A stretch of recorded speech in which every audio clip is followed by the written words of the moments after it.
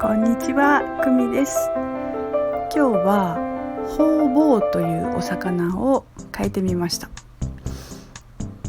うちの家族がこのお魚食べようって言って買ってきまして、でこのお魚ね、美味しいんですよ。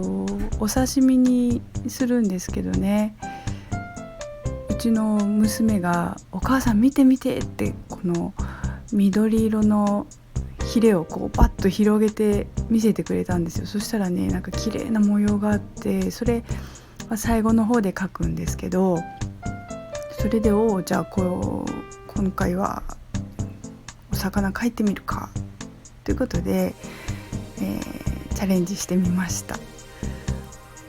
で今回いつもと違ってブラシで塗るときにチョークをたくさん選んで塗ってみています。でチョークにするとなんとなく質感が出ました。これも今回もまた、これ2回目かな、2トライ目で今回合格となりましたんでで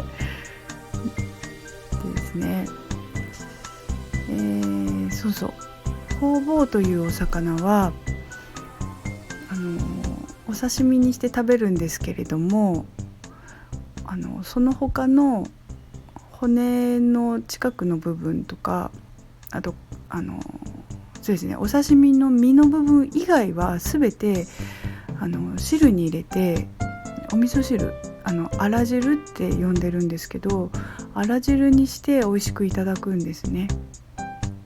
でこのお魚は海底の砂の上を、足のようにこうヒレを使って歩いて、なんか餌を取って食べるんですって。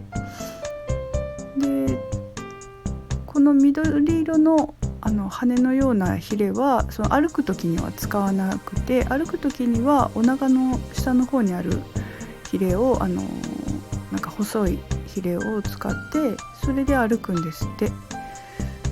この緑色のヒレはなぜこんなに鮮やかなのか。今元のスケッチの線を、透明度を低くして薄く残すようにしました。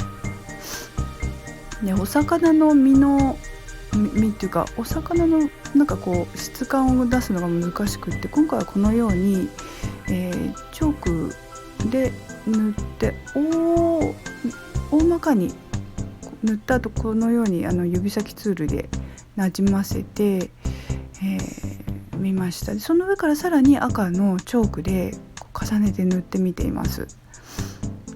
今描いたのが歩く時に使うヒレですね。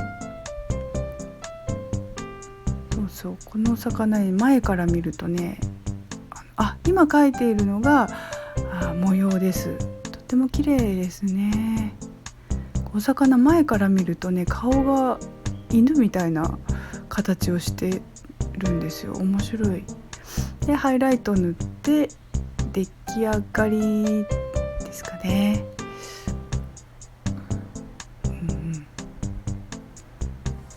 そうちょっと泳いでる風な海の雰囲気を出して終わり。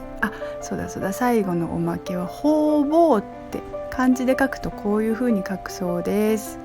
Thank you for watching. See you next movie. Bye bye.